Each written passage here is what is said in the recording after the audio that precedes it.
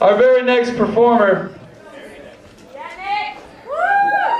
The next performer is a very close personal friend of mine. She is a performer who traveled the farthest of anyone in this entire comedy festival to get here. She came all the way from Chicago, Illinois.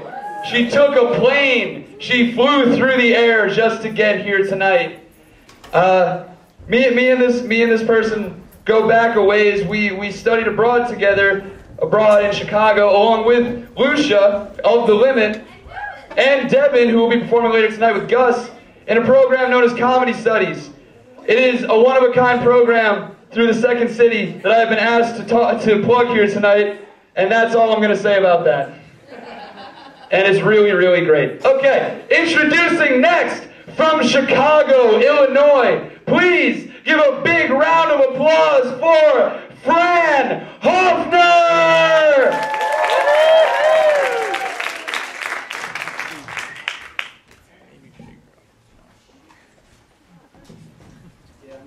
Oh, I'm not mad. I just think it's gross. Ooh. Hi, Vassar. Hi, Fran. Oh, it's so nice to be here. This is not my first time here. I was actually here last spring, but it's very nice to be back. And it's so nice to be back on a beautiful day, because I don't know if you heard about the Midwest this past winter, but it was a terrible place to live. What's also nice about this winter being over is I feel like winter in general is just a really extended breakup season for literally every single person you know. And I had a friend who was dumped this past winter, and I want to tell you about it because I thought it was truly amazing. She'd been dating this guy for 4 or 5 months. She was coming back from seeing family over Thanksgiving weekend. This took place on Black Friday. He picked her up from the airport. She was hungry. He took her to a McDonald's drive-thru. They ordered their food at the drive-thru. They got to the money window and he dumped her. That is a true story. I sat with her on a couch while she cried and ate ice cream and said, "You can have this for jokes." And I smiled and said, "Thank you," and then watched her cry for a little while longer. But yeah, at the fucking money window of McDonald's, like, you could have gotten your food and then been like, "I don't want to do this anymore." Instead, it's like, it's 5:04. Oh, I only have like a deal of like a nickel. I don't want to do this. Can I get like a dime? That's a terrible thing to do to another human. That's the ugliest place in America to break their heart. Second, maybe only to the aisle of Walmart that has like dog food.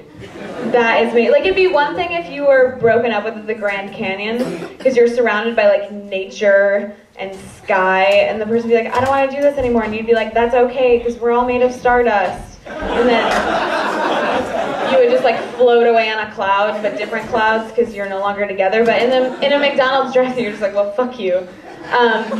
And I guess the reason this made me so mad is because like I am good at breakups, which is it's like on my like proficient at Microsoft Office, social media networks, dumping people. That's like my skill set. And this is like, I want to share this with you because it's like really easy to break up with someone and not have like a lot of drama. And what you do is you decide you don't want to see someone anymore, so you just don't respond to anything they say and pretend to be dead until they stop contacting you. That's how you dump someone. Jesus Christ, people. Everyone's like, you don't fight because they don't see you. You just like hide in your house. You watch all 3 extended editions of Lord of the Rings over however long you want to until you are suddenly single.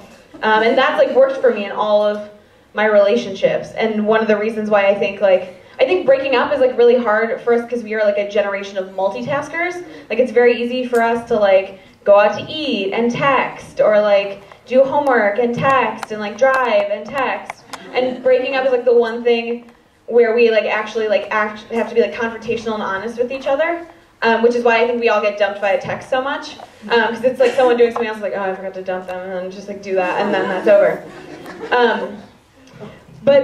So this like method worked very well for me for a long time, and then this past fall, leading into our winter of hell in the Midwest, I got mead. I got Fran Hoffner.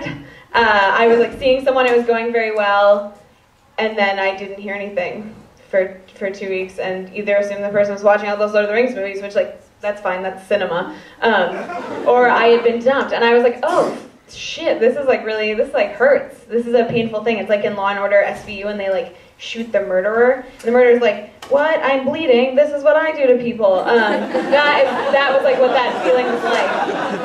You know that moment where they're like, what? I'm bleeding. And they look at their hands of blood and they like hold them up to the light as if light makes blood more visible. And so this was like really difficult for me to like deal with, and it made me think a lot about how I've treated people in my past. And so what I actually did was I called up my like most recent college ex-boyfriend who I had done this to, and was like, you know, I did this like really shitty thing to you a year ago, and I want to apologize because this is, now I know this happened to me. It was dumb. I want to apologize. And he was very like open and accepting. We had a very nice conversation. And I just like felt really good about it. I felt like I had finally grown as a human being. And then a week later, he texted me and was like, hey, I'm in Chicago. I'm looking at jobs. We should get a drink. And I just never responded back. So I guess what I learned is I learned nothing from any of my experiences. So this is like a little bit of a special time of year for me. I turned 23 yesterday. Yeah, what up? That's a useless age. When you turn 22 is also a useless age, but here's how they've tricked you into thinking it's important, is just because it's double numbers, and then the A, double numbers, B, you have a Taylor Swift song. You turn 23, you have a Miley Cyrus song featuring Wiz Khalifa and Juicy J, which like I would almost rather just not have. In addition, this will mean very little to a lot of you, but that song is called 23, not because it is about being the age of 23, because none of those people are 23 years old. It is 23 in honor of Michael Jordan, not because any of them are from Chicago or Bulls fans, but just because they've all worn Air Jordans. And I don't throw around cultural appropriation a lot, but I feel like they're culturally appropriating the Bulls, to say the very least. But like, I talk about learning nothing, but like 22 is actually a very big year for me, and I kind of like wrote down some things that like changed and that I learned. And if you would indulge me and let me share them with you, you have no choice, you're my prisoners. So a thing I learned this year, like I said, I'm from the Midwest, I'm born in Chicago, I was raised in Chicago. I have a very annoying accent to some of you, hopefully. And what I learned is weather can fucking kill you. If you know anything about the Midwestern winter, we had 3 polar vortexes. The reason I know it was like as dangerous as it was is because I worked in a media firm for a little while, and we got the day off for the first polar vortex. It was an optional come into work day. I would never go into work because they were like, this is optional. But one of my coworkers did. And she's one of those like really nice, really caring people who's also just like too pretty to have to wear glasses. So she was walking outside in the cold with no eye covering, burned her eyeballs just by being a human outside on the planet Earth, damaged her eyeballs and had to spend the first 2 hours of work with a hot compress over her eyes and then went to the hospital. That is a non-discriminatory thing that just happens to you by being a human who doesn't wear glasses during the winter in Chicago. Like, doesn't matter who you are as long as you are not just like ugly enough to have to wear glasses. So I now feel like Grace from Indecent Exposure was talking about fears. I now am like very afraid of weather, because weather doesn't care if I'm a good person or a smart person. It cares what I'm wearing, which is truly my nightmare. Additionally, I spent 8 out of 12, there's 12 months in a year? I was an English major. There's 12 months in a year, in a literal year. I spent that time living with my parents, 8 of those months. Excuse me.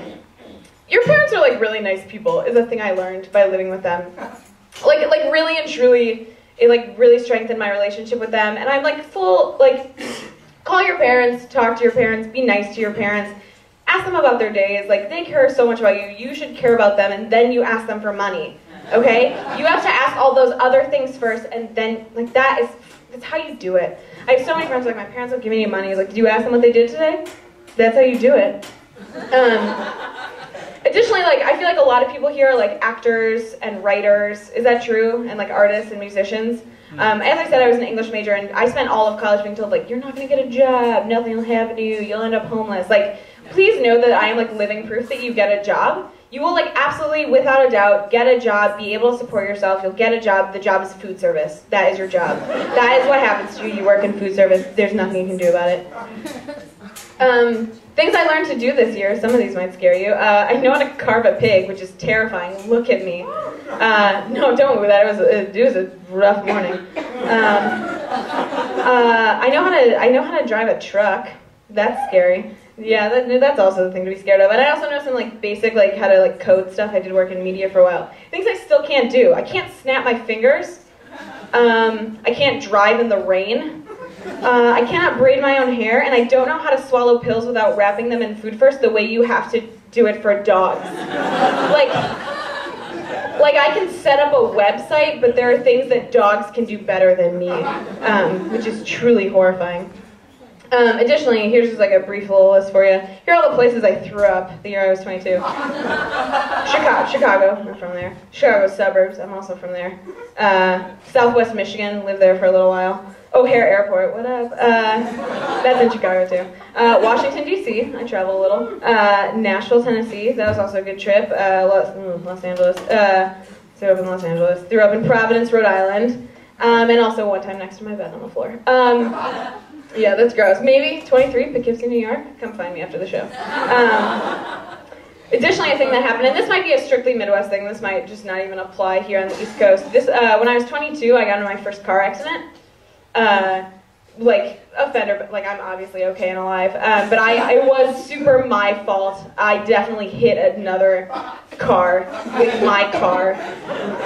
And this must be just a Midwest thing. I cried so hard that they apologized to me for getting in the way of my car. I slowly just like turned it back on them to a point where they were just so wildly apologetic. And I'm starting to wonder if the reason why that specifically happened is it was like an older couple in their like late 50s, a man and a woman. And when we were filling out reports and like exchanging information, they had different last names, which like I don't care. But the man pulled me aside and said, "Just so you know, this isn't my mistress." Which I think is only a thing you say when you are like with your mistress. I've never once looked at any group of people and been like, "There's the mistress." So I think that was like part of like why maybe they apologized. He's like, "I'm sorry you hit us when I was not with my wife." Is what that was truly about. Additionally, so I do work in food service. I do other stuff too, but what pays my bills and keeps my lights on is food service. I work at an ice cream place. I scoop ice cream. I eat ice cream for dinner. Adulthood is so great, guys. You're going to be fine when you graduate. But I only got in trouble at work once, and what happened is an old man called me a dumb girl, which I believe is a truly offensive thing to call any woman ever, because it totally demeans her on two different levels. He called me a dumb girl, and what I did wrong is I gave him too much vanilla ice cream, which it truly infuriated me for a good 20 minutes. I had to step off the line and sort of deal with this, and I started to realize if your issues in life are you have too much vanilla ice cream, or it's so cold your eyeballs burn off, you're gonna be fine. Your life is gonna be very okay, and that's kind of what I learned this past year, and I hope I just continue to kind of learn nothing and continue to not swallow pills as I grow into a 23-year-old idiot. So that's that. My transitions are not great, guys. I'm an amateur. This is an amateur festival. I do want to talk about, okay, so I did a festival in Chicago. Most recently I did a festival in Chicago called the Chicago Nerd Comedy Festival. Yeah. No kidding. Where everyone but me there had a beard, which should say, or I had a ponytail, so I guess some of us all had that. But I felt very not nerdy for being there because I have my two niche nerdy things. I have Harry Potter, which I love with all my heart. I'm not talking about Harry Potter tonight though. And my other thing is I love a computer game. Please let someone else have heard of this. Age of Empires 2 Return of Kings. Yeah, it's an awesome game. I played it my whole life. For those of you who don't know it, basically what you do is you are a civilization. You're the Romans or the Chinese or the Saracens, which isn't a civilization that exists anymore, but was back then. And you start at a feudal level and you build up, not to right now where you have an iPhone and you just, all your people text each other. You build up to a point where you have castles and cool, I don't know, horses or whatever. And then you fight each other and you win. And this was a really fun thing for me to do is I love this game. And I feel what nerdy kids want when they're growing up in that phase before nerdy becomes cool when you hit the age of 19, is they just want a group of friends. And I found out through the grapevine at my high school that there was a group of guys who would get together and play Age of Empires, and I wanted to be in this group so badly. And I finally talked my way into it, and they were you can come, you can play, you're not allowed to win. And that is what we'll do. And I went and I lost very easily because I love playing it. I'm not good at it. And here's what's weird is like I'll tell you all the things I am good at in this game: developing culture, agriculture, digging for gold, digging for silver, trade, building buildings, building universities, developing religious culture. And almost every single time I play this game, I don't build an army. That is the point of the game. And I don't like doing gendered comedy. I don't think like men are like this and women are like this. But I do think like a thing about being a woman is I just assume everyone will negotiate and like deal with their problems like adults, so I just never build an army, and that's like a benefit for me. Like I truly think like they're in the wrong. But we'd play and I'd lose, and this became like a ritual in my like junior year of high school. They were all seniors. I was the only girl and the only junior, and this just became a thing we had. But like many nerdy kids, this was like, it was embarrassing for us to admit that this was a thing we did to other people. And we weren't all friends either. It was like I had one friend in the group and a couple of the other guys were friends, but we weren't people who had each other's phone numbers or like wanted to hang out outside of just like sitting in my friend Ted's basement and playing this game for 6 hours and then all going home and never speaking again. And so what we did is we did Facebook events. That's how we like let each other know that this was happening. And it never said like, hey, you've been invited to play Age of Empires. It was, you've been invited to study session. You've been invited to rehearsal. So that way people just never knew what we were doing, and if you clicked on the group, it was always just like a weird picture of like King George or like King Louis or like Cleopatra, and then it would say basement, and then it would say 7 p.m. to 2 a.m. and no other information. So if anyone looked, it just looked like it was like a dumb study session. And then I remember at one point, like halfway through, it like I got the notification on Facebook that said, you have been invited to sex. I was like, okay, and you click on the event, a picture of King George, and it's 7 p.m. to 2 a.m. in a basement, attending me, 7 other guys. And I basically straight up, I was like, this is like a public event, I'm not RSVPing to this, I can't have this show up on my profile. And they said, well, if you don't RSVP that you're coming, we're just going to assume you're not going to be there. So we're not going to let you in the house. So I RSVP'd, and it said publicly on my Facebook, Fran Hoffner is attending sex. And if you clicked on the event, it was 7 other guys from 7 a.m. to 2 p.m. in a basement with no other information on it. And this is like still publicly viewable on my Facebook page. And I was like, okay, you had your laugh. This is fine. Whatever. And then the next week, you have been invited to, and they just got like more and more outlandish as the rest of that semester continued. It'd always be like, sex 2, return of sex. Like, you have been invited to like all-night experimentations in bondage. Like, you have been invited to, we all jerk off on Fran Hoffner. So then I was like, that's just like redundant then, seeing my name twice in that status bar, and that's just like how I had to deal with that. And then I all fucking graduated, and I had no friends my senior year. But a weird thing did happen. I will say, none of my other friends from high school really know that this was a thing I did. But what was weird is the fall of my senior year, I was nominated for Homecoming Queen, and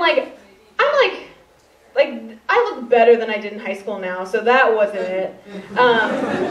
And I was like in marching band, and that wasn't it. And all I can truly think is maybe someone just saw that I was like attending a lot of group sex and very open and willing to talk about it on Facebook of all places, and thought like, yeah, throw this girl a bone. Like she was put in her time. So it's not all for naught. I got like one more story. I'm like a storytelling comedian, in case you can't tell. I want to talk about something that happened to me while I was in college. It doesn't have much to do with college, but it was my sophomore year of college.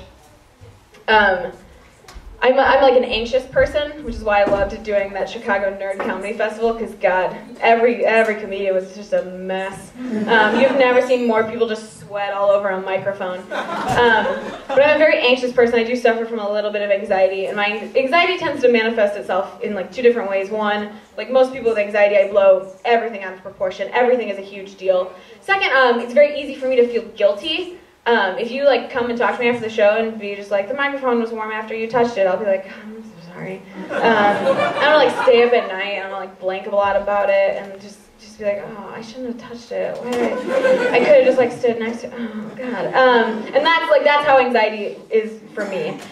So Thanksgiving, my sophomore year of college, I was home in Chicago for Thanksgiving. I went to school in Michigan. I was just like being an idiot around my house, running around in wool socks is like a running theme of my life, and fell down a full flight of stairs.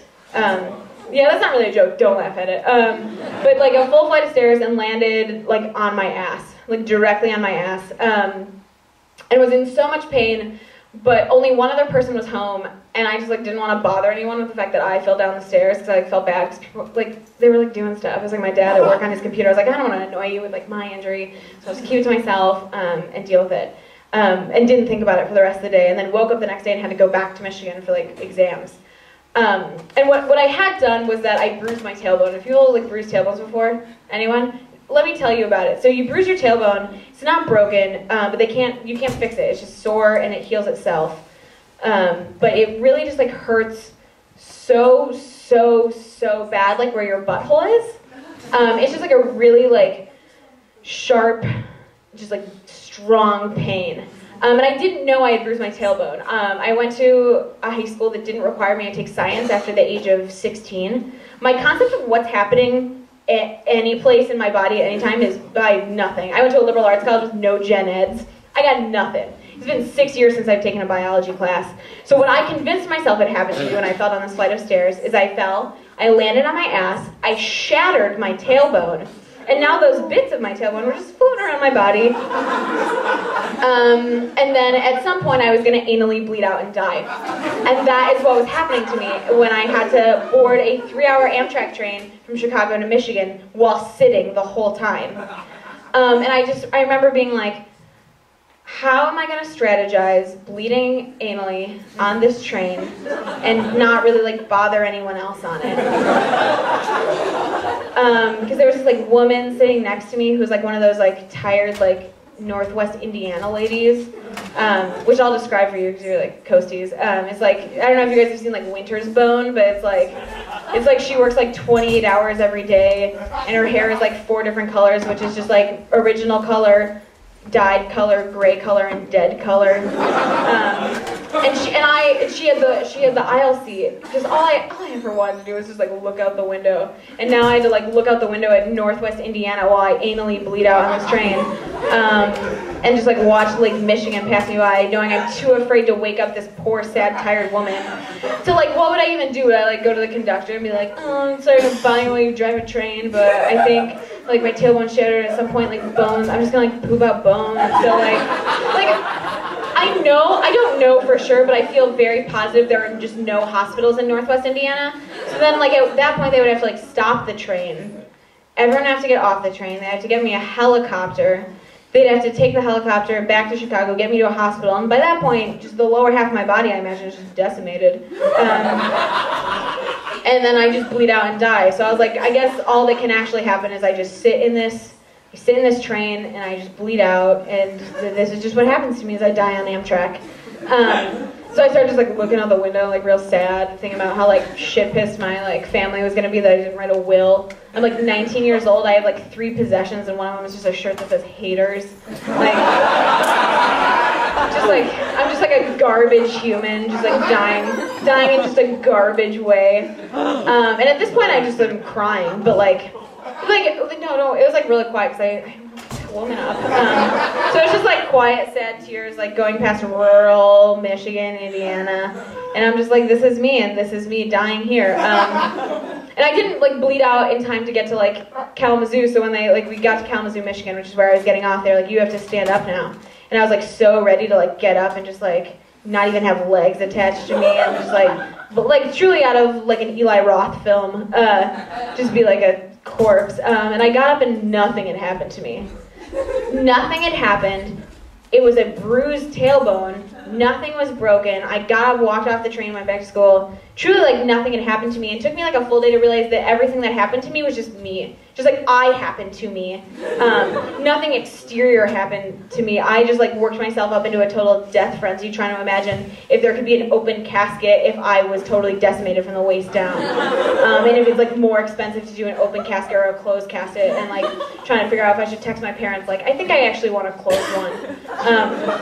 And that was like the true concern of that.